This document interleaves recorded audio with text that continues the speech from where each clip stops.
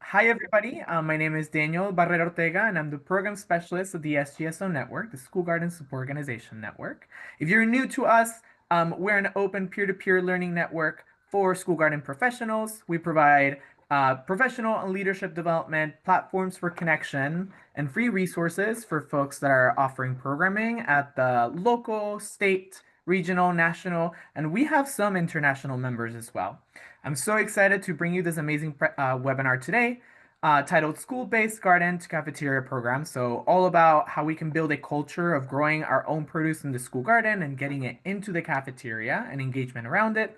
Presented by Becky Sphar, Family and Consumer Science teacher, and Jenelle Bauer, Special Education teacher at Attica Central School District in Attica, New York. So we're just going to get started with a couple housekeeping announcements and some exciting things that are happening in the network. So next slide, please.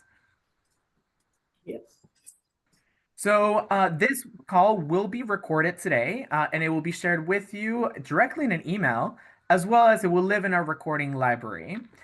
In the chat, we will also drop the resource handout, which is a resource curated by our amazing presenters with resources they felt would be relevant to today. And you can also find the slides that will be dropped in the chat shortly as well. So if you want to follow along. We'll be together for 75 minutes. We'll have 1 hour of content and then 15 minutes for a question and answer. If you have any questions, please feel free to drop them in the chat. I will be collecting them or use the Q&A function in your toolbar, probably in the bottom. It depends on what kind of system you're engaging with. It should be a little box that says Q&A. You can drop questions there and they will be answered during the last portion of today's presentation. And we would really love your feedback. This is how we get to know what we're doing well, what topics you like to see in the future, what kind of engagement you like to see in the future through our webinars. So please consider sharing your feedback at the end of today's webinar. Next slide, please. Some announcements, and if you've been here before, you hear me plugging this all the time. But the SGSO Network hosts different peer learning communities. These are member-organized, member-led, and member-managed spaces where the members are able to come together and talk shop based and divide themselves based on organization type or role types. So really, it's a drop-in space as well as a contact list where they can connect with each other both synchronously and asynchronously. We have many different active peer learning communities. This is a very small sample of our active peer learning communities that feel like they're relevant for today. For example, garden educators in elementary schools. We also have a middle and high school garden program peer learning community. And we also have, if you work at a district office and you're doing the work to get student-grown produce into the cafeterias, we have a district-led school garden programs peer learning community as well. We also host affinity groups, which are based on identity, of course. So if you're of an identity like LGBTQIA, 2S plus, or people of color in school gardens, you can also join these affinity groups. Additionally, if you see a peer learning community that isn't listed here and you'd like to start one, please send us an email at info@sgsonetwork.org so we can give you some next steps on how to get it started. Next slide, please. So, really amazing announcements. Today, this is the last week to sign up for scholarships for the Growing School Garden Summit in February 19th through the 22nd in 2026. So this is the only national school garden focused conference hosted by the Sprouts Healthy Communities Foundation in partnership with LifeLab and the SGSO Network. This is 30 plus hours over 4 days of peer-to-peer learning opportunities all about both school gardens and school garden educators, as well as if you're part of a school garden support organization, learning some best practices from each other, in addition to networking and connection activities in a really beautiful resort. Scholarships, as I said, will close in October 31st, so definitely get your applications for your scholarships in before Friday. Next slide, please. This webinar is part of our 2025 School Garden Support Organization Leadership Institute webinar series. So every year in partnership with Whole Kids and LifeLab, the SGSO Network and these organizations partner together to offer a week-long leadership development retreat where they get to work with each other to collaborate, learn from each other, share best practices and resources, and then also create these amazing presentations to deliver to the school garden movement. So all of our presentations feature alumni sharing their expertise in a specific school gardening area. Next slide.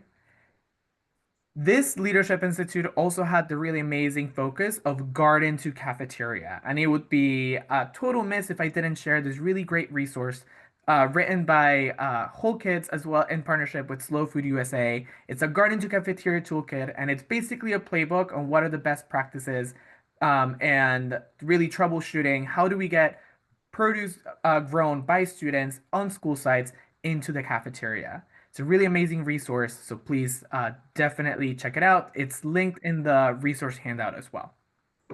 Next slide, please. And the very last thing I will share is definitely sign up for our next webinar. It's also related to Garden to Cafeteria, pipelining Garden to Cafeteria. So all about what are the systems that we need to put in place, getting to the nitty-gritty of growing produce by students and then putting it in their lunch trays. It's on Wednesday, November 19th, 11 a.m. Pacific, 2 p.m. Eastern. So definitely the sign up will be dropped in the chat shortly, and we would love to see you then.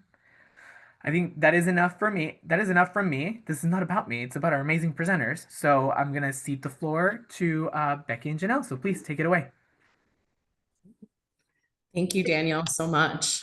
Yeah, thanks, Danielle. We really appreciate the opportunity to be here and kind of share with you a little bit of our journey in our farm to school program, specifically getting our garden produce into our school cafeteria.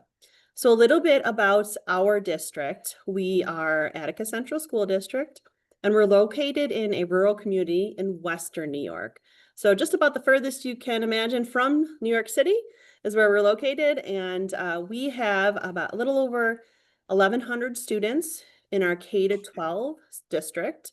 And we have two campuses. We have an elementary school and a junior senior high school. We actually have a very large district miles. We have 148 square miles in our district and 10 different townships. So we do have a lot of rural communities and townships within our district as well. One of the things we wanted to share with everybody, truthfully, and we're going to kind of go into some detail as we work through our slides, but this kind of started with just identifying a need in our cafeteria. And that need was that we were procuring a lot of produce and supplies from outside of the area, from all over the place, actually.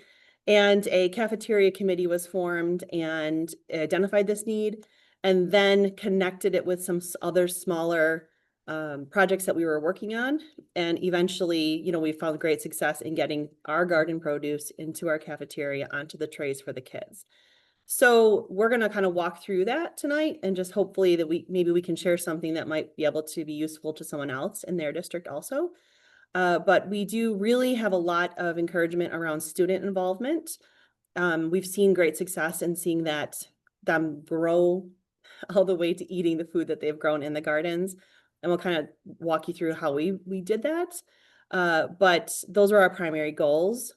Our team is larger than just the two of us. Tonight, we have myself, I'm the family and consumer science teacher, and Jenelle Bauer, she's a special education teacher. We kind of came together because we were running two different clubs. Jenelle was running our gardening club after school, and I was running a culinary club. And through this, it's really been like a 3-year process for us. We came together with our farm to school coordinator that got brought on to help us take everything to the next level, and we'll talk about that position too. But we basically came together with 2 additional support staff, and that you'll see them on the screen here. But this team doesn't even really reflect how many people are truly on our team and contribute to the success of this program. But these are, our folks that we wanted to share the positions and how, kind of it started, how it's evolving, and then, some key players that have contributed to what we've been doing here.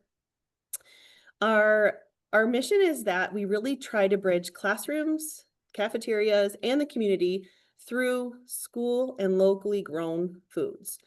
We are grant funded. We've been grant funded through various grants. We've gotten the USDA grant in the past, Farm to School grant, and a Action Healthy Meals grant.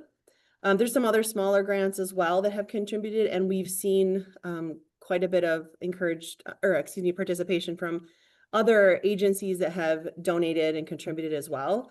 But the primary funding does come through those grants mentioned.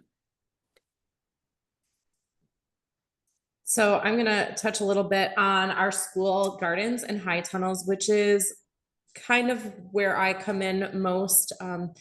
We really worked in the past 2 years of doubling the size of our gardens. We added raised beds into our courtyards. The pictures behind me are our raised beds, and just using space that we weren't using before in our gardens. And so we've integrated those into our classes with either using them in our ag classes. Becky uses them in her FACS classes and cooking classes, and then we also use them in our after school clubs. We try to focus really a lot with the kids on all the parts: planting, prepping the gardens, then transferring our harvest into the classroom or into our cafeteria. We also are very lucky to be able to host a summer agriculture camp that runs for 3 weeks. That is completely paid for the kids through our grants. It doesn't cost them anything. And it's a half-day program where they are out taking care of the gardens, picking, harvesting, and cooking with all of that right directly in the summer, which gives us a little up to, and we'll talk a little bit more on how that got pushed afterwards, our cooking into other areas, specifically our cafeteria. But we also have our mobile food stand, which we'll touch on a little bit later, which was generously donated and funded through some other organizations that really help us. And we put our food that we grow, excess food that we're not using in the cafeteria, out on the farm stand for the community to purchase or to take if they need it. If they can't afford it, they pay what they can or take what they need. So that's another really good way for us to help support and just get it out there and spread it into our community. Daniel, could you share our icebreaker question at this point? Absolutely. One moment. Launching now. Okay, so if you guys could quickly answer this, we were curious, which farm to school activity would you join first? A garden club, a taste test team, a farmer's market crew, or a recipe photo blogger? Just curious on where everyone stands with that. So, and while you're answering that too, I think it's important just to share that like Jenelle really did start out with just a couple of raised beds in one of our courtyard and a couple kids who were really interested in like gardening. And we saw that there were also students who wanted to get involved, but then, you know, if they went out, it was like too much work for them, or, you know, they felt like they didn't really see it all the way through until she brought them to the kitchen. And then when they came to the kitchen and they saw what they could do with the foods that they were growing, it came full circle. And we saw those kids go right back out and be ready to pull weeds and be ready to work in the garden because they knew what they were working towards. So I think the other part with that too is that we had to add on garden space because they had more interest in planting more things. Yes. They wanted to add, and they're continuously adding still. They are making lists and, oh, have you ever grown this? Can we grow this next year? So we're constantly trying to find new space and taking over areas on campus. All right, I'm going to close the poll. We have pretty good participation, and you'll see the results in a moment. There you go. Ooh, lots of gardeners out there. Love the taste test teams too. Okay. It's good to know. And I think that's what, for us, I did have a good following with our garden club, but I don't think it was as much as Becky's cooking club. So that's kind of why we meshed together, was we felt the importance to share them together and to get kids more interested. And we definitely think once we did that, it exploded for us. So we'll move on to the next. I think Janelle's going to flip to a slide that shows our farm stand. Is farm stand next, Janelle? So this is just more of our ag camp, summer ag camp, and our vegetables and herbs. The picture here's our farm stand. Now, can you go back to that Sure. one? If you notice the picture down below on the right-hand side of your screen there, That is our school cafeteria. So one of the first things we did our first summer was to get kids into the cafeteria, to take them alongside the food service staff and partner them up and have them be preparing produce right alongside and next to the staff that they'd seen serve them and the staff that they'd seen in the cafeteria. They developed these relationships starting at that point. And it was kind of a game changer in this process because of that. And aside from learning the skills that they were learning, they were building those relationships. And they also saw the value in what the work was that the cafeteria staff was doing as well. So the food service department, it was a really beautiful thing that happened between everybody in that. And then we continued that for the next 3 years of ag camp. And it was special because it was kind of over the summer. So the kids were able to spend a little bit more time in there, but this could be duplicated in other ways as well. And then Jenelle is the next one, the mobile stand. Yep. Okay. Like so also, if you notice in the children in here are from our life skills classroom, which was great because we worked together with them to create jobs for them, going out into the garden, picking, harvesting, washing, placing things onto the stands. So that was another great partnership that we were able to spread it out through our whole school community. And it's so nice to have this beautiful farm stand out in front of this building. And again, that was funded from our local APA, which is our Attica Partners for Agriculture. And they funded a huge chunk of this, as well as a local, I believe it was a wood cabinetry making company that built it for us. And the trailer was donated. So the cost for us was nothing from the school in terms of our community really stepped up. And so we're just going to talk a minute about how we kind of sort of spread the word and showed our successes and kind of got a lot of buy-in. We knew that in order to, be successful, we needed to have this strong support, this strong network of support behind it. We went to the Board of Education and we attended meetings. We presented, we had kids attend meetings with us and they presented. We would keep the board updated on our progress regularly. We'd invite the board members to participate in events that we were having that put them alongside the students. And again, getting that development with those relationships was really vital in the success of what we've seen so far. We would prepare food, and Janelle's going to talk for a minute about the snacks that we would get together for the board meetings. Yeah, so we've hosted a couple different things that we would do for the board.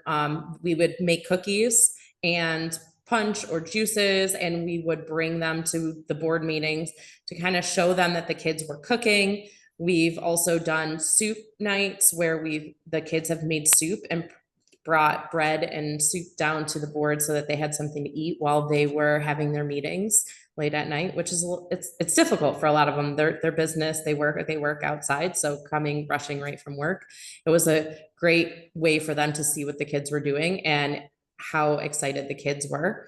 Also, our snacks feed our kids, right?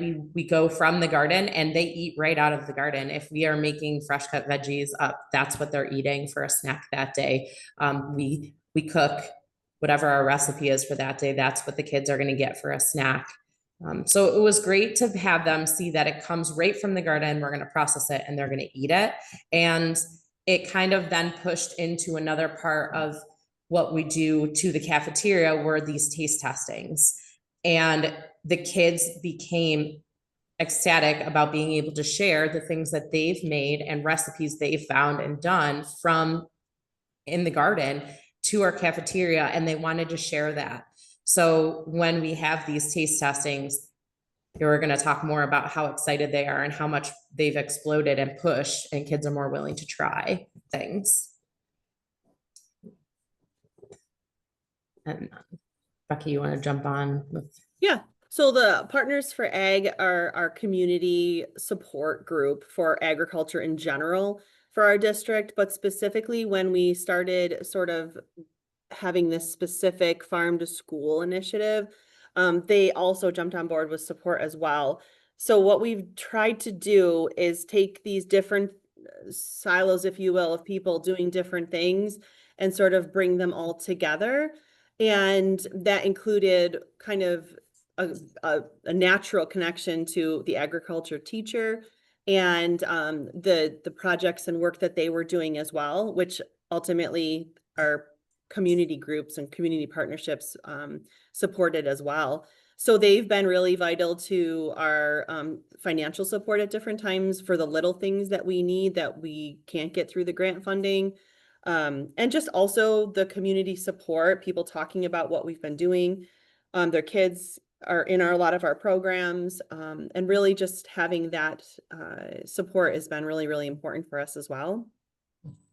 Jenelle touched a little bit about some of the events that we've done, but we've included or tried to include as much of our building staff as we can. We welcome anyone and everyone to be included in the planning and anyone who can attend events with us. We just had a fall fest, which actually stemmed from an initiative and goal that we set at the Institute when we were there in June. And we had such great participation in that, and teachers volunteered their time, community members came in, parents attended, like people have now know about our program and they're really, really supportive of it because we put so much effort into letting people know what we were doing. We don't talk specifically to a slide on this, but the social media presence that we have on our district page and in various news outlets, we just pushed out anything and everything that our kids were doing. And it brought so much great attention to the program because of the success of it. And the people love to see the kids learning skills, growing food in their gardens, and really just taking it full circle. And the communication, between the district and the community and parents really improved in that way. People are really excited about it. It's easy to kind of push it out when it's something fun that the kids are also learning while they do. And so we really went all these different avenues: Board of Education, the community, the parents, the building staff, the administration. We really did our best to get everybody involved and everyone, like it says, everyone to the table. With that, I know we touched about some of that fall fast, but we also had some other experiences. We had our mobile dairy experience, which actually came from a New York State initiative that we were able to jump onto, and our kids were able to do some walking tacos that they prepped everything for. And they were able to present that during that event to the community, which was great. And it got a lot more kids, like Becky said, noticed and, well, why are you here and what is this? And I think that was a huge thing for kids to get excited from our elementary school, to be able to see that and coming up and asking questions about it. I think with a lot of our buy-in, our staff pushes it as well. We see teachers saying, hey, don't forget there's a club meeting this week if you need to go sign up for it.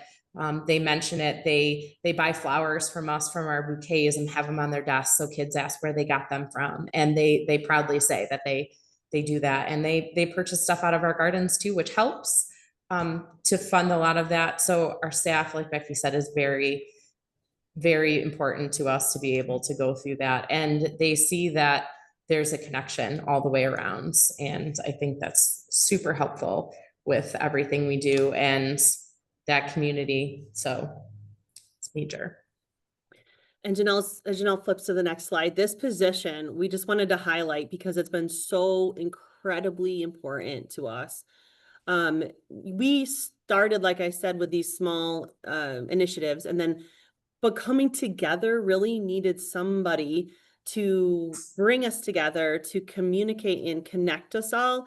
And this position, this farm to school coordinator position, and specifically Alicia Spoth, the person who was in it and has been, and she really did, and it was a game changer for us.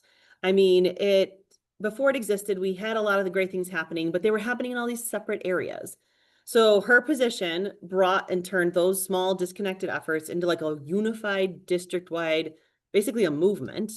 And she served as like the central link between the teachers, the cafeteria staff, the administrators, community partners. I mean, she was at the very least, the communicator between everybody. She did a lot more than that, but her role and impact was and is pretty significant.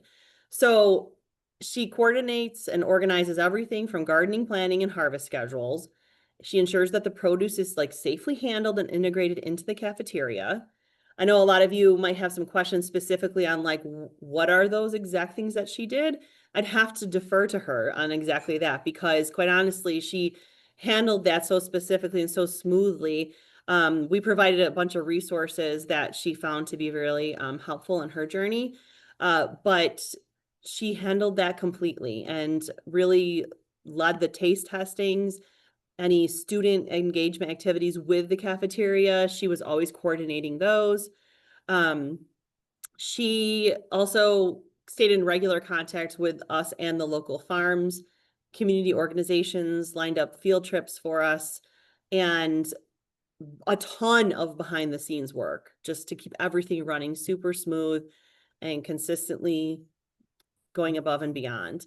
I think too, let me jump in, Becky, is Yeah. that Becky and I, we're not garden teachers, right? We're not doing this all day during the day. We have separate jobs that we're teaching in the school, full schedules. So for us to be able to communicate would have had to been after hours for us and just wouldn't be able to have the time. So again, that ability for her to bring all those pieces together, like we can share an idea, my lights go off, we can share an idea, but she can do the running and get all of those things tied together for us. So that was definitely, if that's a piece that you're all struggling with, I would highly, push for that. And again, from the district standpoint, like she is a grant funded position. So it wasn't something that existed, but prior to us getting that funding. And our goal now is to figure out how to sustain it in a way that we do work it into our regular school budget. That's our next like extension of our program. But at this point, that is how we were able to, have that position and have her be on staff with us. So really, really important. I mean, it, like Jenelle said, it's just like we're all pulled in a lot of different directions. I'm sure everybody can relate to that.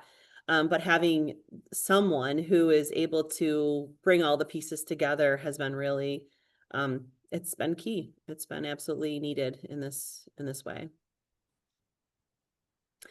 So we talked a lot about we touched on some of the culinary experiences that the kids have had. We are very student led here. If there's students who come into club and they say, hey, Miss Bauer, we really want to make this. We read about this. We saw this. We will be right on that. We will have it at the next club meeting.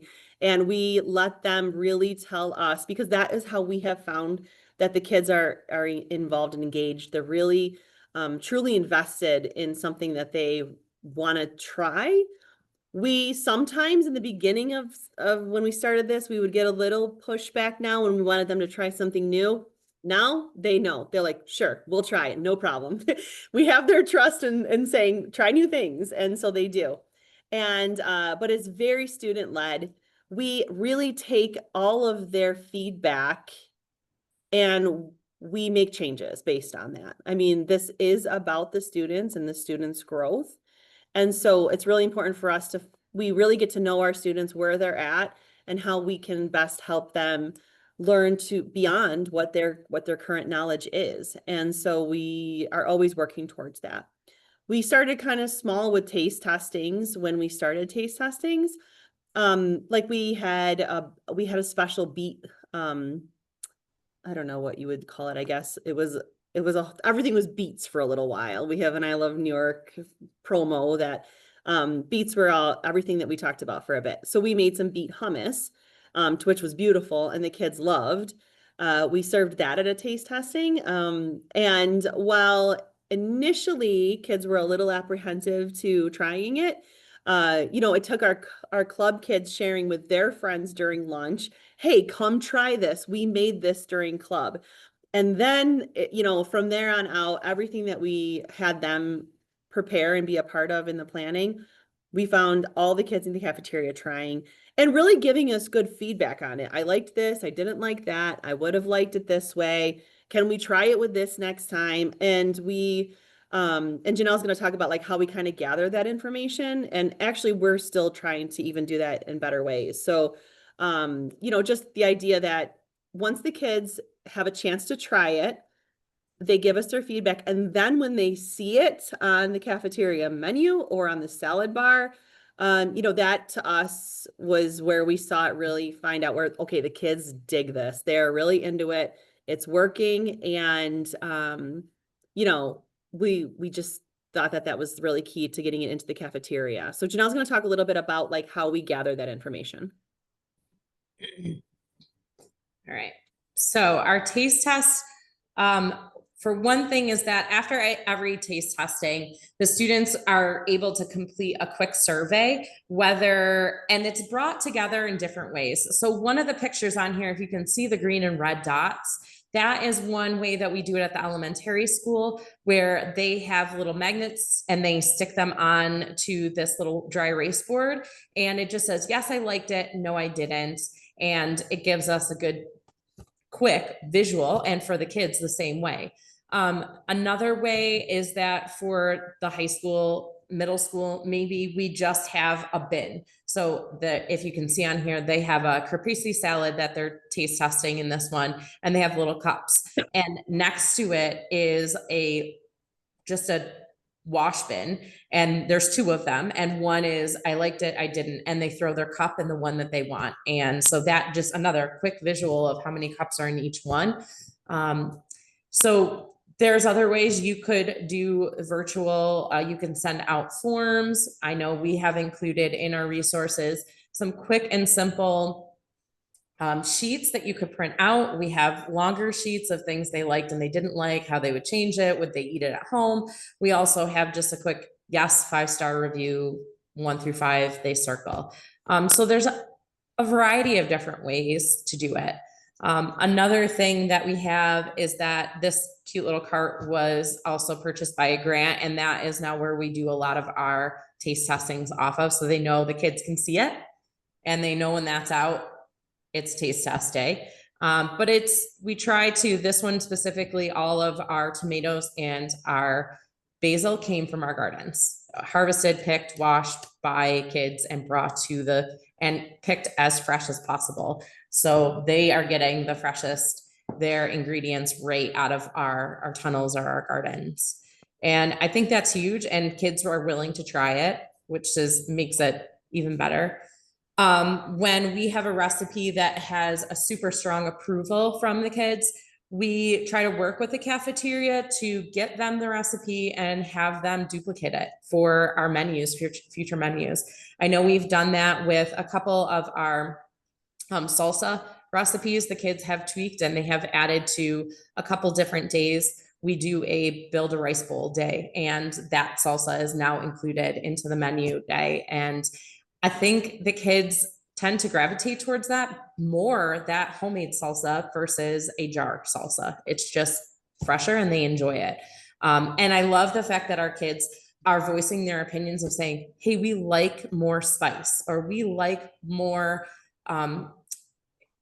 different herbs to be put in it, that they want to see, that they want to taste more flavors than what we previously had. And they will go up to the kitchen staff and say, hey, we liked that, or hey, we liked the other one better. And I think that's huge. And it turns into a big deal for the kids to be able to talk to the kitchen staff and kind of give them their opinion. So it is great. And to see them asking for regular things like, oh, we haven't had that in a while, can you bring that back? That's another great thing. And like I said, we just did a taste test at our Fall Fest for soups, and the kids were like, we want to add more soup to our menus. So, and they said our soups before were bland. We want, more herbs added into it or seasonings. So that's a huge thing for us to do. And the surveys can be done right in the cafeteria. They can be done in that moment. They can do those. So that's another great thing for us. So this process also gives the kids a chance to feel like their voices are being heard, that they have input. And like Becky said, years ago, our cafeteria probably wasn't doing the best that they could. It was a lot of frozen processed food, and the kids complained about it. And luckily our school was receptive to it, and they've changed, and they continue to change with it. And it's really nice. So those taste testings, the kids get to say yay or nay, I want this added. And I have to say our food director service and all of our cafeteria staff, they listen, they really do. And I think it helps because a lot of them have kids that are here. So that's another great buy-in for it. And it just keeps our programming connection going. So. Kathleen, you asked about, do we do the taste testing surveys with the garden club students or all of the students?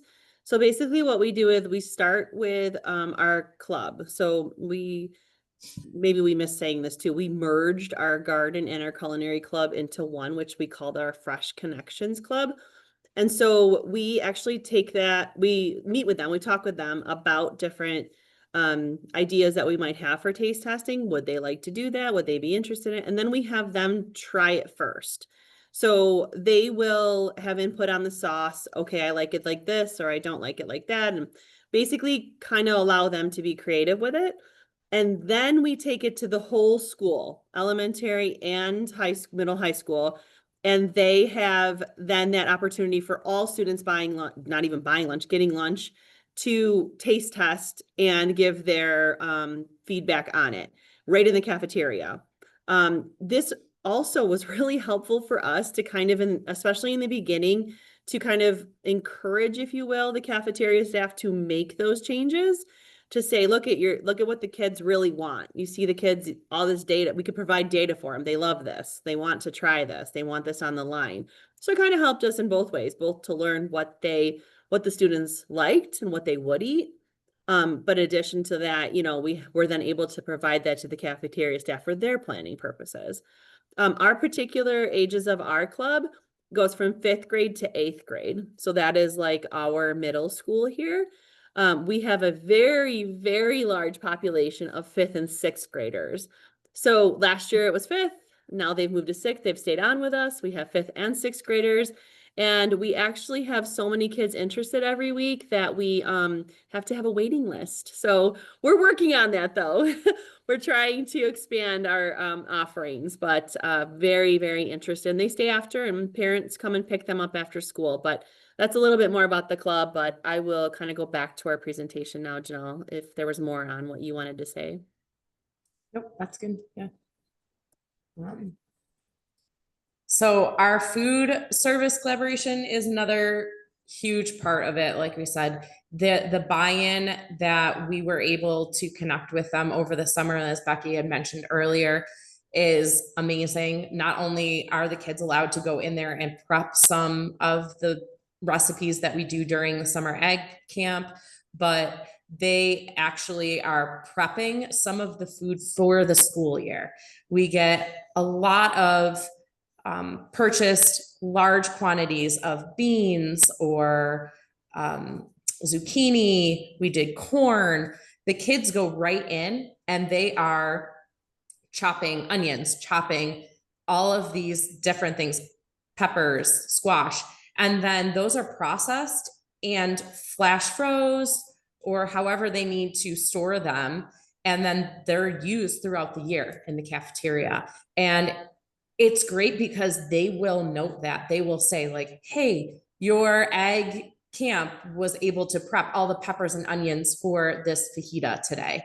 And the kids get super excited. They make sure they go up and buy that day, even kids that don't normally buy food, because they've had it and they've tasted it and they encourage their friends to do it. So that is great. And just being able to show them seasonal vegetables and have them prepare them is another huge thing, because I think we introduce kids to, even though we're in a rural district and near a lot of farms, we have a lot of kids that say, I've never tried that before. I've never done this before. I've never eaten this. So having them see it, touch it, use it in the cafeteria, they're definitely more willing to step in and try all those things and encourage their friends to do the same.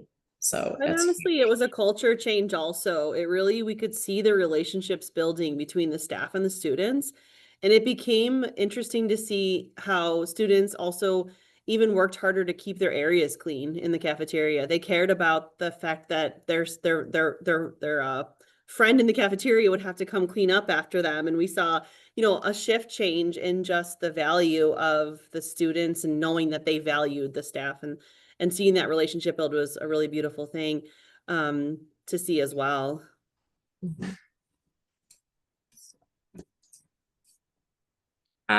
So really getting to our integrating everybody in the district and together, we have a lot of just behind the scenes stuff that happens to get the vegetables from our garden to our cafeteria. It really helps. Again, we use our life skills classroom to go in and pick produce. We have very simple picture, and I can share those later. I actually forgot to include those in there, but we have very simple pecks that we use for the kids that prompt them what to pick. They can actually drop them off a circle sheet that they laminated that they circle and drop off to Becky. And she says, yes, I need this in my classroom. No, send it to the cafeteria. And it's great because they pick the vegetables, they take them back, they wash them, and then they take them to the location, whether that be to Becky's room to use for her FACS class or to the cafeteria. And then sometimes they keep it themselves and they cook with it in their classroom. And we've also started doing where we deliver to teachers. So if teacher requests some sort of produce, those kids will deliver it. They get a mail system that they have to get a list of the teachers and they go and deliver it to their classrooms. So it's just another way that we try to incorporate everybody. Our timing with that is these kids, again, they're going out. Our ag classes are going out during the periods to say, hey, we have an abundance of tomatoes right now. We need you to go out there and pick. And just to make sure that it's fresh, that it's not going bad, and it's being shared to the cafeteria when they're ready. Now, if the cafeteria says, oh, we can't process that right now, then that's fine. We send it out to different locations. We put it on the farm stand. We offer it up to teachers. So we spread our wealth as much as we can, and just making sure that our gardens are kind of maintenanced and picked as much as possible. When I think the other thing is that when the kids from, especially like our ag classes are able to go out, they go and pick these things and they can say, hey, we picked those from the tunnel this morning. Like that's in our lunch line. And that's a really big excitement when I see kids, they've already tasted them, because of course, who doesn't pick something right out of the garden and you immediately pop a piece into your mouth, right? Like the cherry tomatoes, and they're definitely going to do that. So I think that piece is they know where these tomatoes came from. They know they're already sweet. They can tell their friends. Again, it's the huge buy-in from our students is the biggest part. We have fresh garden things, garden recipes that we use. Specifically, Becky spent days, weeks making marinara sauce with her classes, and we tried different recipes, and they were cooked and processed and frozen so that they could be used in pasta later in the year.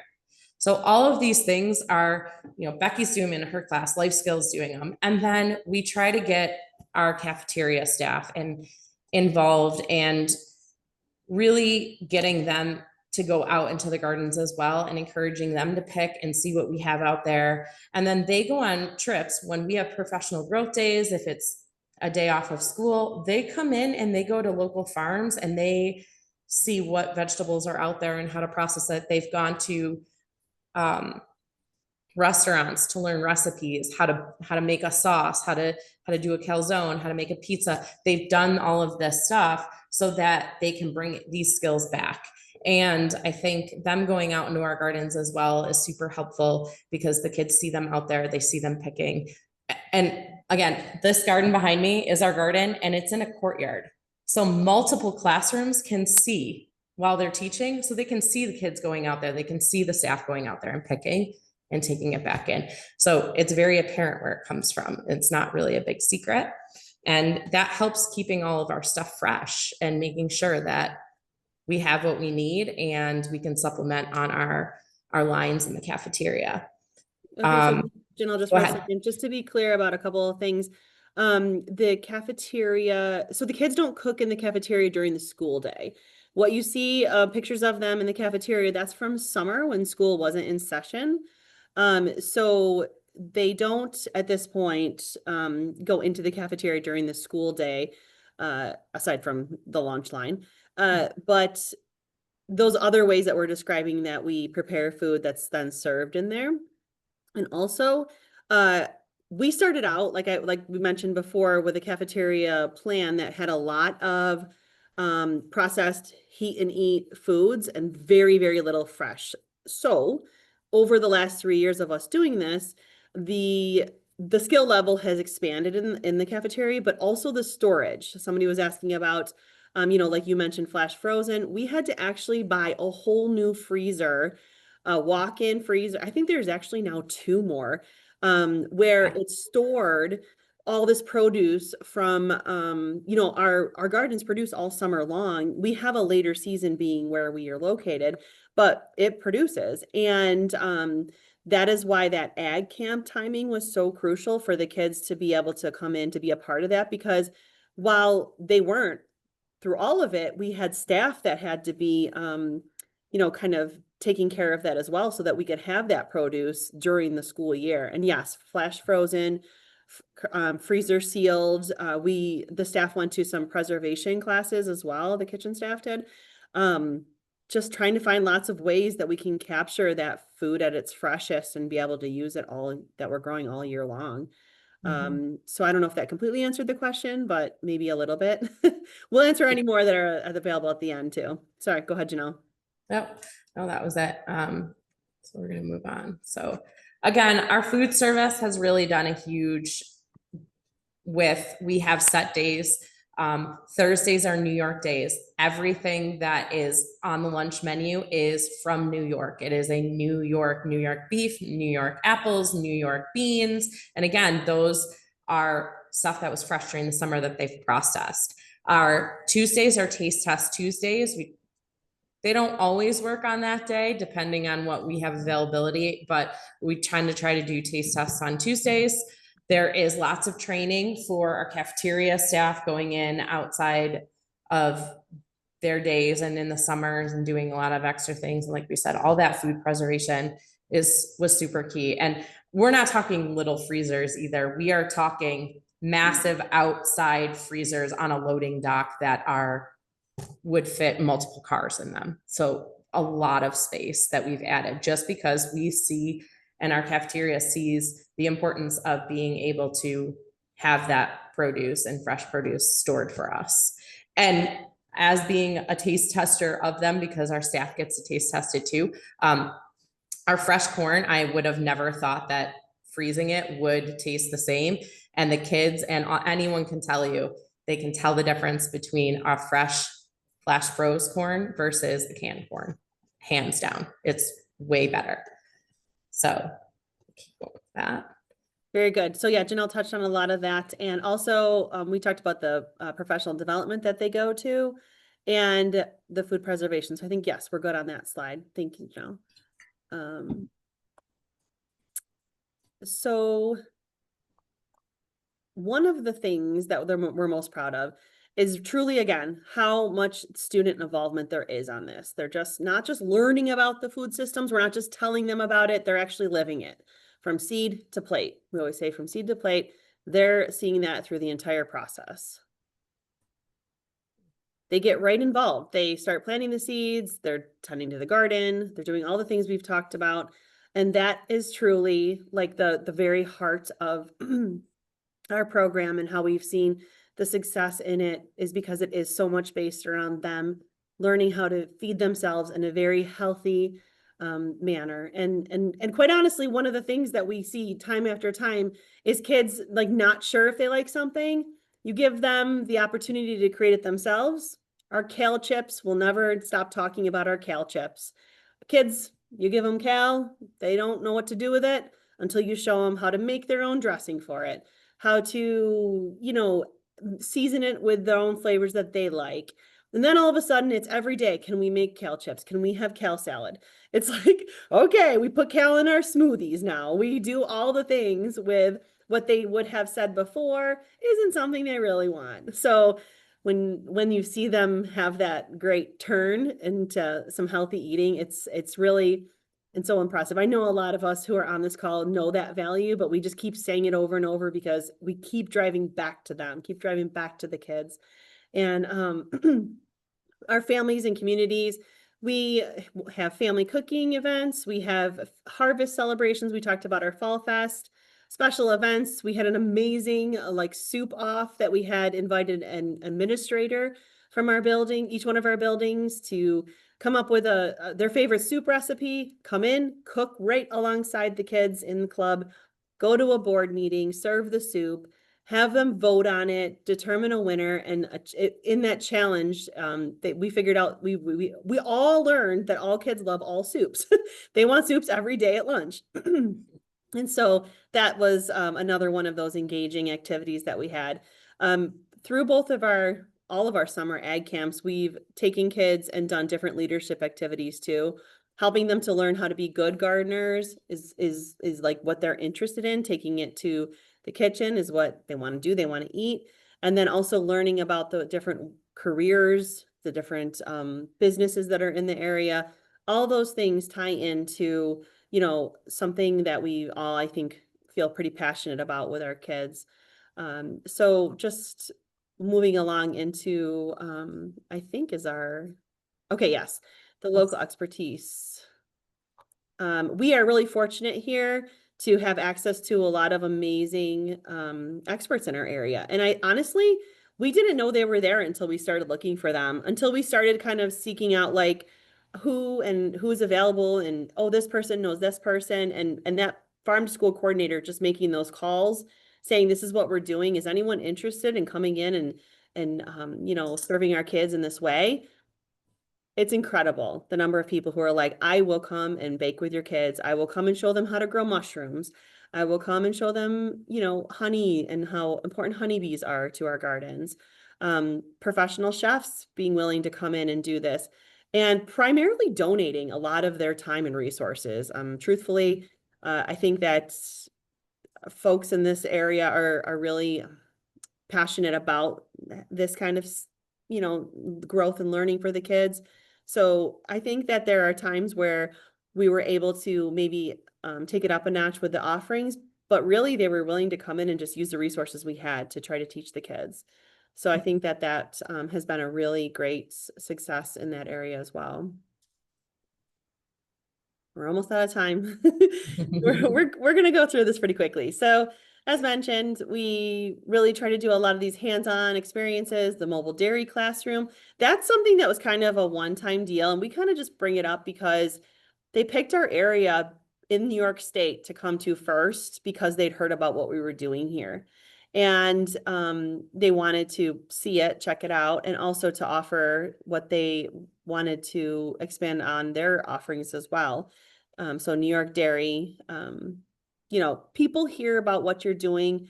They want to help add to it. They want to know if there's anything that they could be using that we're doing. And we all want to learn from them. We're always looking for ways that we could be expanding and kind of sustaining now. I think we're really trying to find ways. And that's, I think, our last slide here is we're really trying to now at this point, we started with a few raised beds and a couple small clubs.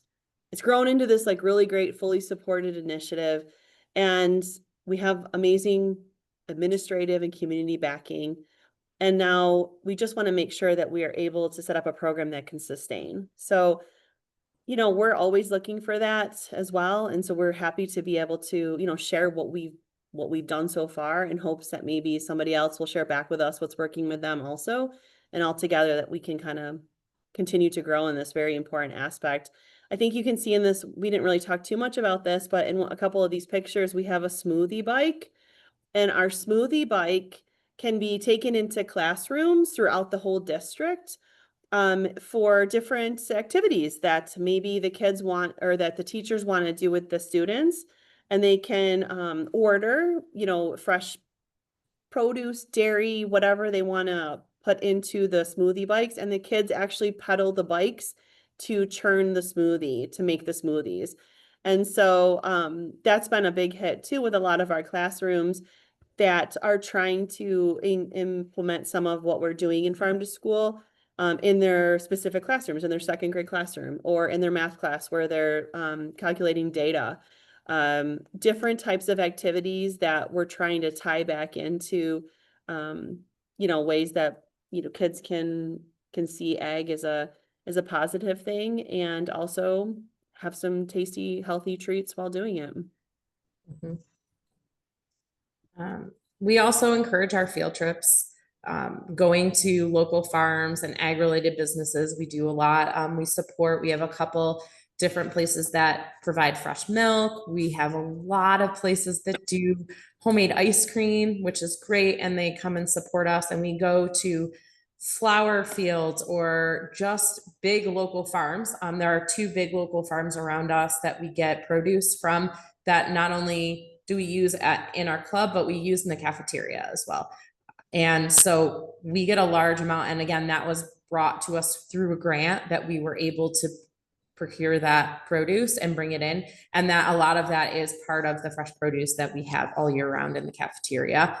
Some of it also was used to put in the mobile into our mobile food stand that we have. And so that is really great because the kids can go to see these farms. They see that they're right down the road, that's where, and that those farmers have farm stands too. So they can go get their produce from them. And they love that. And we hear kids say, hey, I went back to that farm. I made my mom go there. Same with our recipes. I have a kid that every week says, we have to have a Google Classroom for club so that we can post the recipes, because the kids are like, I want to go home and make this. So all of these things we help to push out to the kids and just encourage them to look locally. We have a beef store right up the road, literally about a mile away, that we can get fresh beef from. And it is also in our cafeteria that we do on a New York Thursday that they might get hamburgers from there.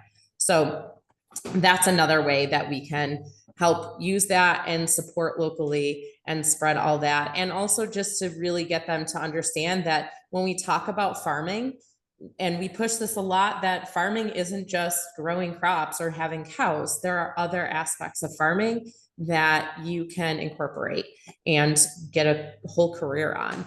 And so that is another great thing that we can push to our kids and really enforce for them. So I can move on to the next slide for there. And again, like Becky said, we really want to sustain our club and our role in our cafeteria and pushing in together. So we're doing the best that we can to keep getting this out there, to work locally, to make sure that we have donations and grants and programs to keep going. But that's kind of why we brought in the mobile, farm stand. We wanted our community to see the things that we're doing and to help purchase from that. This is why we have our Fall Fest. The idea is that eventually our gardens are going to grow, but we're going to need community support to keep them going, so that we can, because there's only so much that Becky and myself can do. We reach out to the other team members, but it really has grown and it's been helpful. We have teachers that are sharing seeds with us. We have, or different produce. So that's another great thing. So yeah, and just really the support of our district has been outstanding. And I'll let Becky talk more about that, because I know she has some better background with our district. And yeah, so I think we're actually just about out of time for like our presentation part. And so Danielle, you might want to just verify that's the case, and then do we want to move into some of the questions? Yeah, totally. You've been answering some of the questions. So if there's any final thoughts you'd like to share, I think we might have like a couple minutes for it. All right. Before we do, can you throw that last little question we had in there? Yeah. Other poll. Absolutely. Thank you. 1 minute. There, you should see it now. All right. So stupid lights in the classroom. So after today's webinar, what is your next step for you? And I know we have food director service people. We have people that work with Boys and Girls Club. Like, what's your next step? Do you want to expand a garden, plan a taste test, reach out to local farmers, share information with just people you work with? do more research. We'd love to hear. We've talked to other schools.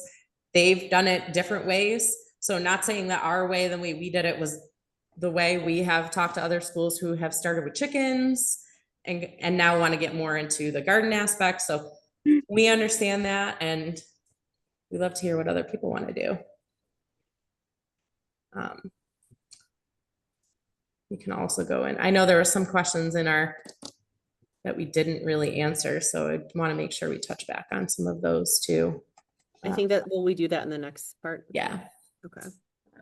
I guess one other thing we can share too is that like we have had really amazing support from our our business administrator and her team in terms of just seeking after those grants.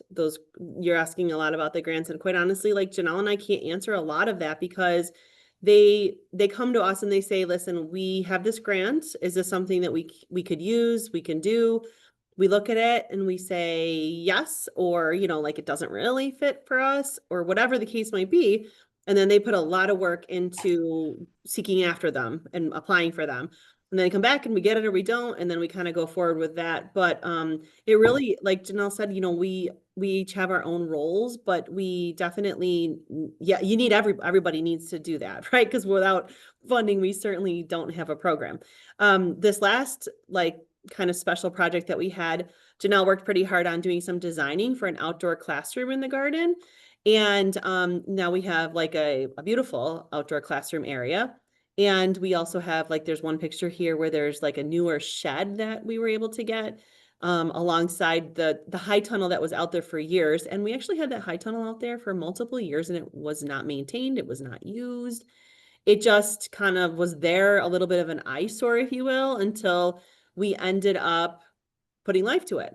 And now it's everybody loves it out there and it's producing like crazy. So anyways, those are just a couple of newer things that we've done in the last year. But anyways, okay, so Before super quick, I poll. So here are the results.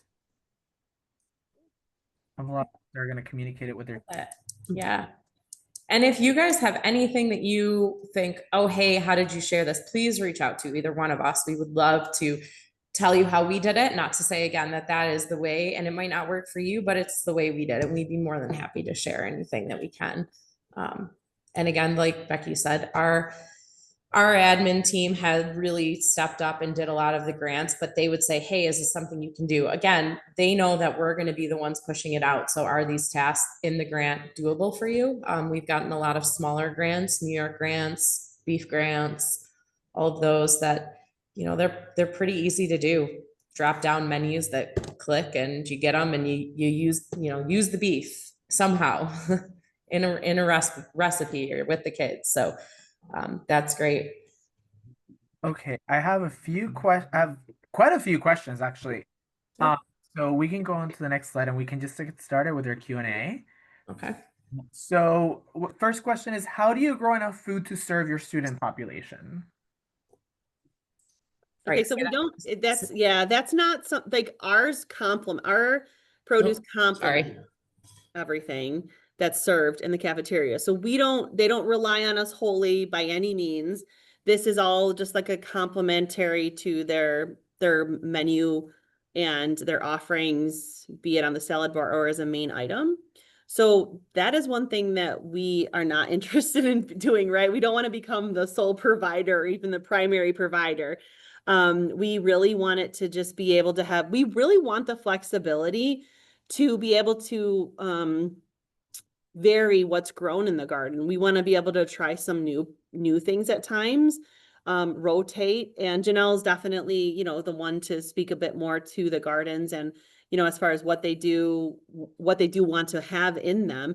But by no means are we like the providers of the produce for the cafeteria. That would be great. I don't have enough time in my day. All summer here maintaining the gardens and it's a lot. So I would love to say that would be a thing, but right now that's not where we're at. Thank you. We have another question. I think you answered it, but just in case, What point in the school day are your kids cooking the cafeteria, or when are they doing the cooking? Is it scheduled during class time? Yeah, so in my FACS classes, I have students in 6th through 12th grade in different classes that are doing different cooking activities. So we do use it quite a bit.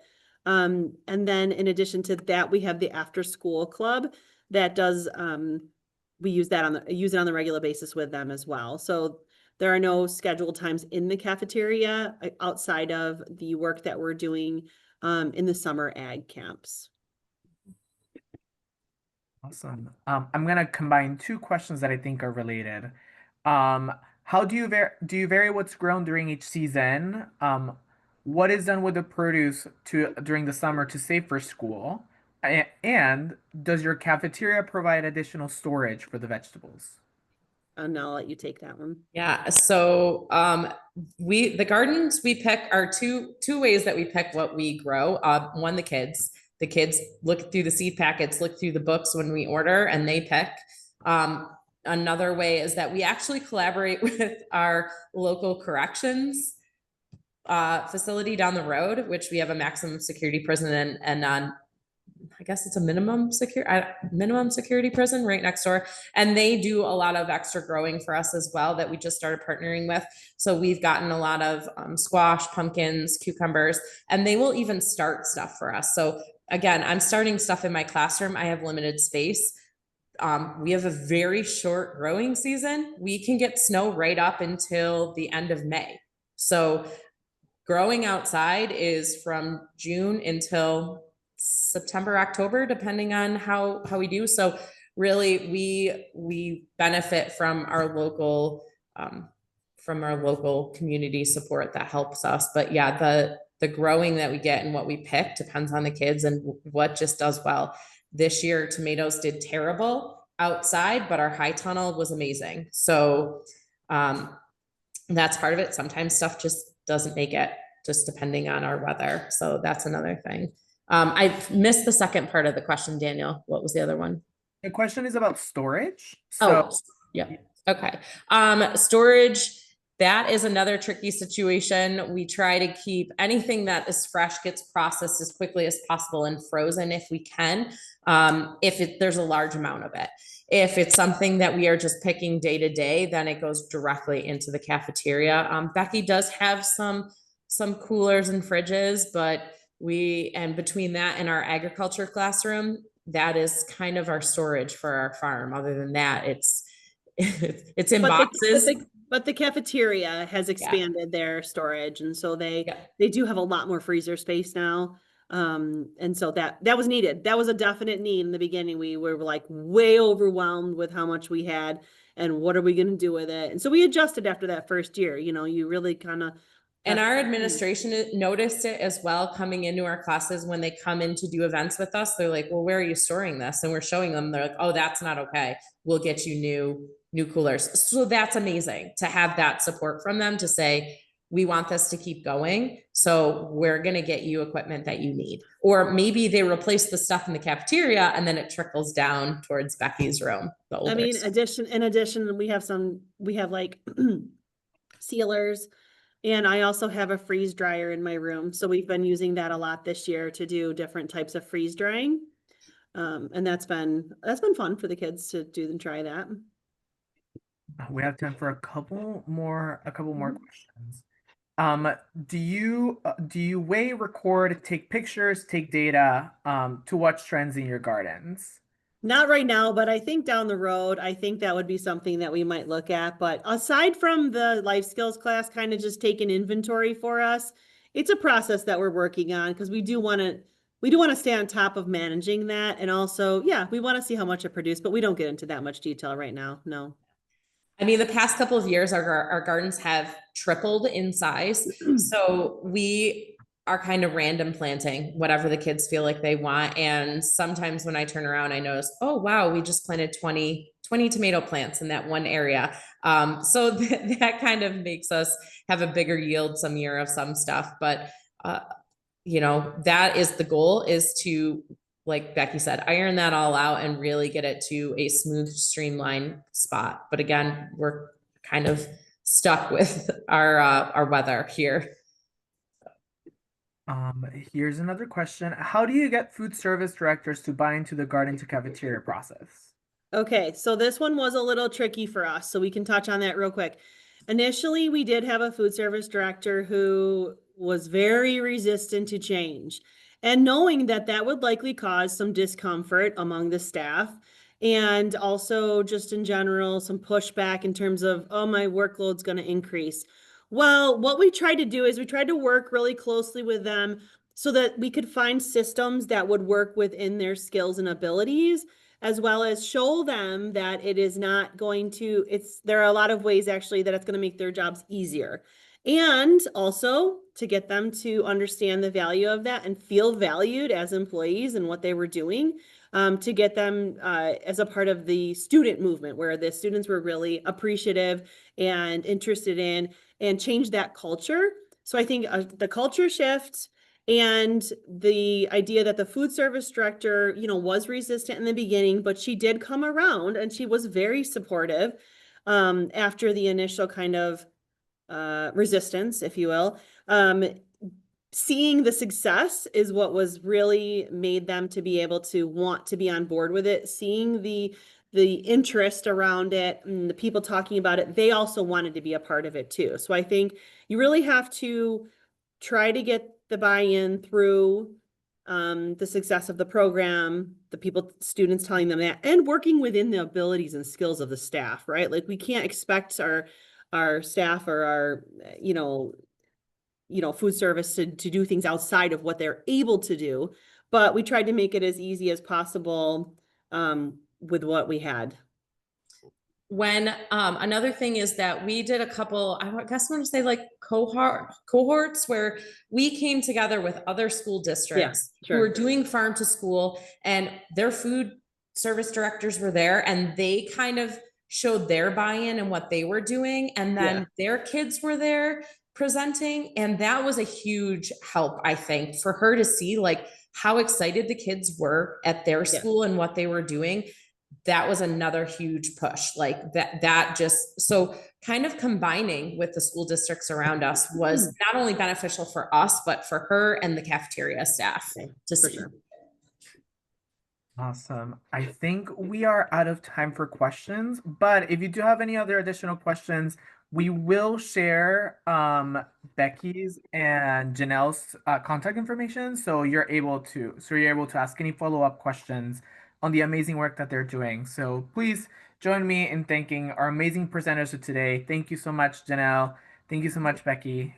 This was really amazing to hear such an amazing process from where you went to where you are now, and then also hearing of the things that you're working on for the future. So just a couple wrap-up announcements. And next slide, please. Oh.